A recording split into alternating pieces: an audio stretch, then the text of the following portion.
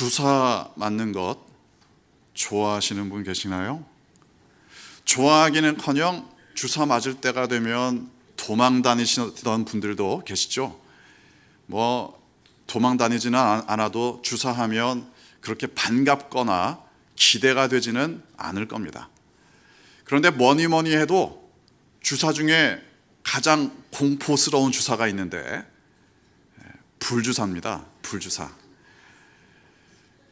여기 계신 분들은 대부분 맞으셨을 겁니다. 이게 1952년부터 접종을 시작했다고 합니다. BCG라고 해서 결핵을 예방하는 주사입니다. 요즘은 주사를 맞는 요새도 이제 이 주사를 맞기는 맞는데 주사 방식이 다릅니다. 요새는 거의 도장 같은 주사기로 어릴 때 주사를 맞습니다. 그런데 옛날에는 그야말로 주사기 하나 가지고 모두 다 돌려가면서 주사를 맞았습니다. 그런데 그냥 맞으면은 문제가 있으니까 그 바늘을 소독했죠. 어떻게 소독을 했느냐? 알코올 램프에다가 주사 바늘을 소독했습니다. 그러니까 그 불에다가 바늘을 지진다, 이것 때문에 불주사다, 이렇게 생각하는 사람도 있었고, 아니면 너무나 아프기 때문에 불주사다, 그렇게 생각하는 사람도 있었습니다. 불주사 맞던 날 기억나십니까? 불주사가 뭔지는 모르지만 엄청나게 아프다, 이런 소문이 돌기 시작합니다. 그리고 어깨를 불로 지지면서 주사를 놓는다, 이런 식의 괴담도 돌기 시작했습니다. 그리고 결정적인 순간이 있는데 주사를 맞기 위해서는 복도에 줄을 쭉 섭니다. 그리고 주사를 맞고 나오는 아이들의 표정을 잘 살펴봅니다. 물어보기도 하죠. 많이 아파? 그러면은 맞고서 나오는 아이들이 드디어 한 명씩 불주사에 대한 간증을 늘어놓기 시작합니다. 엄청나게 아프다느니, 불로 막 지진다느니, 또 바늘도 무시무시하다느니. 불주사의 간증을 듣는 아이들은 드디어 회개하고 기도하고 그랬던 게 아니라 두려움이 더 가중되기 시작합니다. 뒤에 서 있는 아이들일수록 더 힘들었겠죠. 생각해보면 차라리 얼마나 아픈지 미리 듣지 않았다면, 주사가 얼마나 무시무시한지 이야기를 듣지 않았다면 별로 무섭지 않았을 수도 있을 텐데, 이런 생각도 듭니다. 물론 우리의 인생에서 어떤 일들은 미리 알면 도움이 될 만한 일들이 있습니다. 하지만 어떤 일들은 미리 안다고 해서 별로 도움이 되지 않는 일들도 있습니다. 오히려 불필요한 두려움이 생기기도 합니다. 그러면 우리의 믿음의 삶은 어떻겠습니까? 미리 알기를 원하십니까? 아니면 그냥 모르고 있다가 그냥 겪지, 이런 마음으로 살아가십니까? 제가 예언자도 아니고 그렇다고 해서 더더군다나 점쟁이도 아니지만 분명하게 말씀드릴 수 있습니다.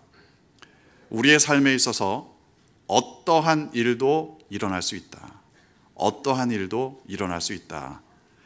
그러니까 힘든 일도 일어날 수 있다. 아픈 일도 일어날 수 있다.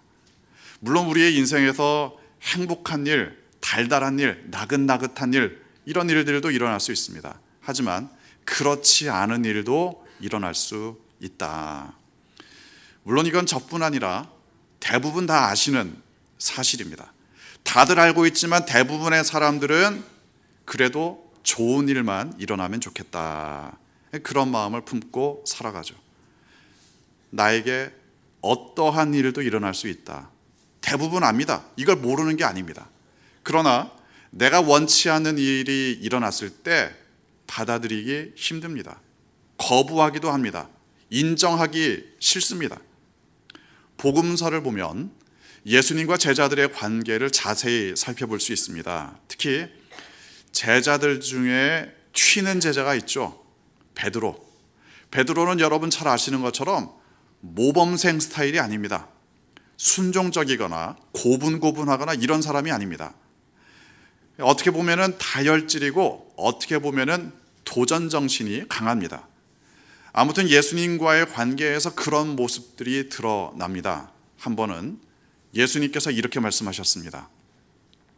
이제 내가 고난을 받는다. 십자가에 죽는다. 그리고 사흘 만에 부활한다. 그런데 이때가 사실은 예수님께서 사람들에게 한참 인기를 모으던 시절입니다. 예수님께서 예루살렘 성에 입성하실 때 거의 개선장군을 맞이하듯이 예수님을 환영했습니다. 이때 예수님께서 고난받는다, 십자가에 죽는다 이런 말씀을 하셨던 거죠. 그러자 이제 베드로가 불쑥 이런 식으로 이야기를 합니다. 안 됩니다. 절대로 그러시면 안 됩니다. 베드로의 입장에서는 그랬던 거죠. 예수님께서 말씀하신 일들 원치 않습니다. 그런 일들이 일어난다는 것 용납할 수 없습니다. 받아들일 수 없는 일입니다. 거부하고 싶습니다. 앞으로 일어날 일들을 미리 안다고 해서 그걸 다 우리가 환영하는 것은 아닙니다. 또 그게 하나님의 뜻이라고 해서 다 순종하는 것도 아닙니다. 사람들은 단지 내가 원하는 대로 미래의 일들이 일어나면 좋겠다 이렇게 기대합니다. 아무리 하나님의 뜻이어도 내가 원치 않으면 받아들이려고 하지 않습니다. 물론 예수님께서 하신 말씀들은 분명한 방향성이 있습니다. 뚜렷한 전제들이 있습니다. 예수님께서 하신 말씀들은 우리에게 최후의 승리를 약속하십니다. 하나님의 구원과 하나님의 회복도 약속하십니다. 하지만 최후 승리를 거두기까지 과정이 있다.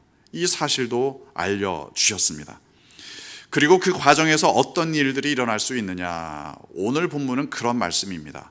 본문 24절과 25절 함께 읽겠습니다. 제자가 그 선생보다 또는 종이 그 상전보다 높지 못하나니 제자가 그 선생 같고 종이 그 상전 같으면 조카도다. 집 주인을 바알세불이라 하였거든 하물며 그 집 사람들이랴. 이 말씀은 사실 해석이 쉽지 않습니다. 제자가 선생보다 높지 못하다, 이게 무슨 말인가? 제자가 아무리 뛰어나도 이 선생님보다 뛰어날 수는 없다, 이런 뜻인가? 아니면 형만한 아우 없다, 이런 비슷한 의미인가? 이 말씀은 문맥을 잘 살펴봐야 합니다. 지금 우리가 마태복음 10장을 묵상하고 있는데 마태복음 10장에 이런 제목을 붙일 수 있습니다. 파송설교, 파송설교. 예수님께서 제자들을 파송하시면서 하신 말씀들인 거죠. 예수님께서 제자들을 보내시면서 제자들이 실전에서 어떤 일들을 겪을 것인가, 이런 말씀도 들려주신 겁니다. 그러다 보니까 제자들이 받게 될 핍박과 고난, 이것도 말씀하지 않으실 수가 없게 된 거죠. 제자들의 고난과 핍박을 말씀하시는 도중에 지금 이 말씀도 하신 겁니다. 그러니까 이렇게 정리할 수 있습니다. 너희들의 사명은 하나님의 나라를 회복시키는 거다. 너희들의 사명은 최후 승리를 향하여 나아간다.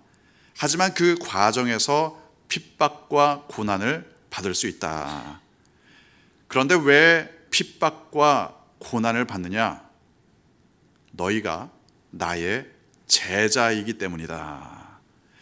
그리고 핍박과 고난은 받지만 제자 수준에서 받는다. 선생인 나만큼 고난을 받지는 않는다. 그런 말씀입니다. 그러니까 제자가 선생보다 높지 못하다. 이 말씀은 결국 너희들이 핍박을 받지만 나만큼은 받지 않는다. 그러니 두려워하지 말아라. 두려워하지 말아라. 이런 뜻입니다. 기억하시기 바랍니다. 예수님께서는 기본적으로 이 사실을 강조하고 싶으셨습니다. 너희는 나의 제자들이다. 너희들은 나의 사람들이다. 나의 제자이기 때문에 받는 고난, 그러므로 두려워하지 말아라. 결국 왜 고난과 핍박을 미리 말씀해 주셨느냐? 이 말씀을 하고 싶으셨습니다. 두려워하지 말아라. 두려워하지 말아라. 이건 괜히 겁주려고 하신 말씀이 아닙니다. 야, 이거 엄청나게 무섭고 두려운 일이야. 이걸 미리 말씀하시려고 했던 게 아닙니다. 두려워하지 말라. 이 말씀을 하기 위해서 미리 알려주셨습니다. 그리고 좀 더 실천적인 방법까지도 알려주셨습니다. 어떻게 하면 두려워하지 않는 삶을 살아갈 것인가? 두려워하지 말라. 이건 그냥 하는 말이 아닙니다. 두려워하지 마. 이렇게 말하면 끝나는 것도 아닙니다. 두려워하지 않고 살아갈 수 있는 방법이 있다. 이걸 말씀해 주셨습니다. 본문 26절과 27절 함께 읽겠습니다.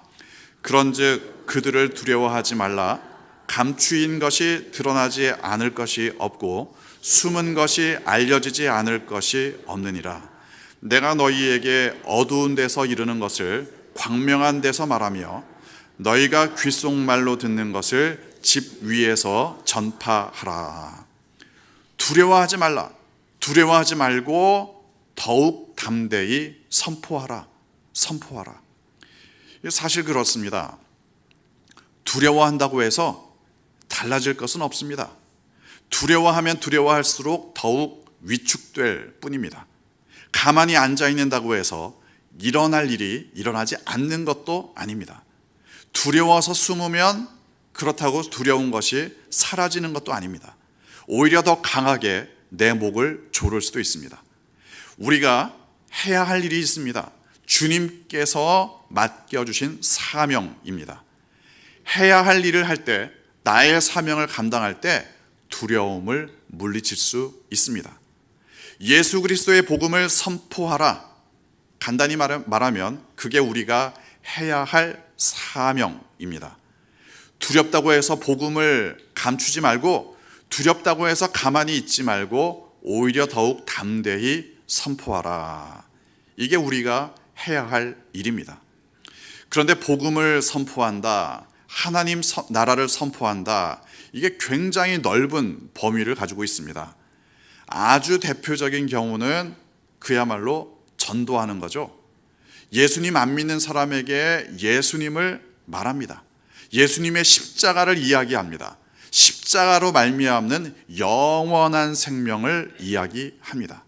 이게 바로 복음을 선포하는 겁니다. 하지만 이것만이 복음 선포의 전부는 아닙니다. 예를 들어 우리가 마태복음 5장을 보면 예수님의 산상설교 중에 팔복 부분이 있습니다. 마음이 가난한 자는 복이 있다. 또 상하고 찢긴 영혼들을 바라보면서 애통하는 자의 삶, 온유한 삶, 의로 말미암아 목마르고 줄인 삶, 그리고 마음으로 말미암아 이게 긍휼히 여기는 그런 삶, 그리고 마음이 청결한 삶, 화평하게 하는 삶, 그리고 의로 말미암아 핍박받는 삶, 이런 모든 것들, 이렇게 살아가는 이유가 과연 뭐냐? 하나님의 백성이기 때문에, 그리스도의 제자이기 때문에, 그렇기 때문에 내가 살아가는 삶 자체가 바로 복음을 선포하는 삶입니다. 내가 살아가는 삶 자체가 하나님의 나라를 선포하는 겁니다. 내가 하는 말, 내가 하는 행동, 나의 존재 자체가 하나님 나라를 선포합니다. 이게 바로 우리가 해야 할 일입니다. 우리에게 찾아올 수 있는 두려움을 이길 수 있는 방법입니다. 그리스도인의 핍박과 고난, 예수님께서 미리 말씀해 주신 이유는 그 두려움을 이길 수 있는 방법까지 알려주시기 위해서. 그런데 그 두려워하지 말아야 할 좀 더 근원적인 이유까지 예수님께서 말씀해 주셨습니다. 본문 30절과 31절 함께 읽겠습니다. 너희에게는 머리털까지 다 세신 바 되었나니 두려워하지 말라. 너희는 많은 참새보다 귀하니라. 우리가 무엇인가를 두려워할 때가 있죠. 건강이 안 좋아질까 봐 두려워할 때가 있습니다. 경제적으로 너무 힘들어질까 봐 두려워할 때도 있습니다. 사람들과의 관계가 끊어지고 혹은 사람들이 나를 소외시킬까봐 두려워할 때도 있습니다. 그런가 하면 지금 당장은 두려워하는 게 없습니다. 지금 당장은 두려워할 만한 일들도 두려워하지 않습니다. 그런데 앞으로 두려워하게 될까봐 두려워하는 경우도 있습니다. 변할까봐. 무엇인가를 두려워하는 상황, 이유는 정말 다양할 수 있습니다. 그런데 두려워하는 이유가 상당히 주관적인 이유들 때가 있습니다. 아니, 뭘 그런 걸 두려워하느냐? 다른 사람들은 다 그렇게 이야기합니다. 하지만 본인은 두려움으로부터 헤어나오지 못하는 경우도 있습니다. 혼자서 너무나 두려워한 나머지 정상적이지 않은 생각, 행동할 때도 있습니다. 성경에도 그런 예들이 있지요. 예를 들어 마태복음 25장을 보면 예수님께서 소위 달란트의 비유를 말씀하셨습니다. 어느 주인이 종들에게 달란트를 맡깁니다. 어떤 종에게는 5달란트, 어떤 종에게는 2달란트, 어떤 종에게는 1달란트를 맡깁니다. 그런데 1달란트 맡았던 종이 이렇게 생각을 했다는 거죠. 우리 주인은 너무나 두렵다. 이 1달란트를 잘못 관리하면 나에게 어떻게 대할지 모른다. 이걸 너무나 두려워한 나머지 그 1달란트를 땅에 묻었다는 게 아닙니까? 이 종은 해야 할 일을 하지 않았습니다.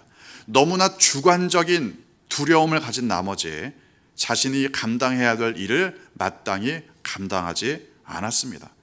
말하자면 그 종은 그릇된 두려움을 가지고 있었습니다. 매우 주관적인 두려움을 가지고 있었습니다. 그 두려움 때문에 정상적이지도 상식적이지도 않은 행동을 했다는 거죠. 하지만 반대의 경우들도 있습니다. 주관적인 두려움을 벗고 보니 모든 일에 담대해지는 경우입니다. 잘못된 두려움을 가지고 있었는데 하나님의 뜻을 분명하게 알고 나니까 더 이상 두렵지 않더라.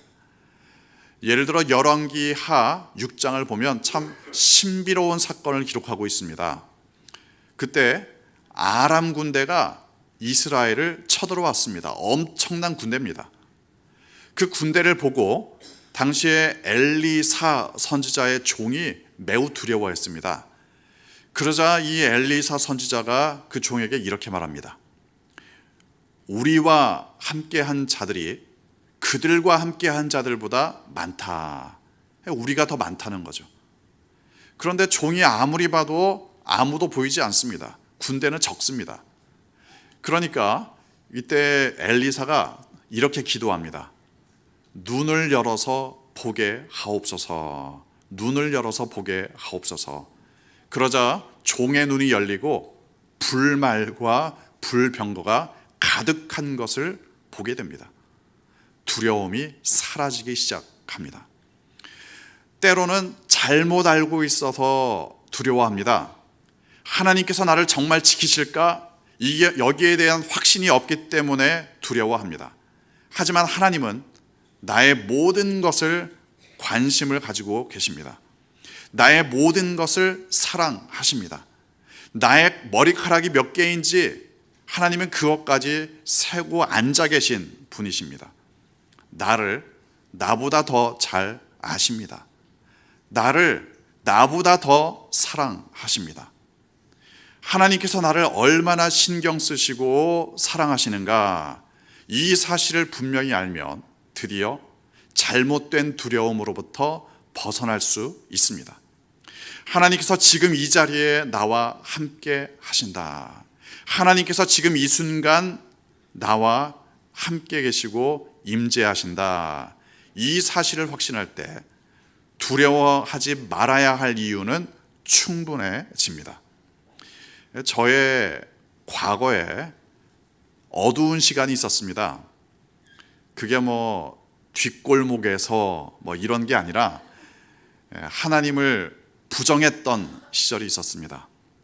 그런데 다시 하나님께 돌아오는 과정에서 두려움이라는 것이 대단히 중요한 역할을 했습니다. 사실 전에 상세히 말씀을 드렸는데 이제 까먹으실 때가 돼서 다시 한번 말씀을 드립니다. 제가 대학교 다니던 시절입니다. 하나님을 부정했습니다. 대학 초기에 어느 날 밤늦게 숙제를 마치고 기숙사로 돌아오던 길이었습니다. 천둥 번개가 치고 비바람이 몰아치기 시작했습니다. 캄캄한 밤, 아무도 없는 그 길을 걸어올 때 저는 두려움을 느꼈습니다. 그런데 바로 그때 이런 생각이 들었습니다.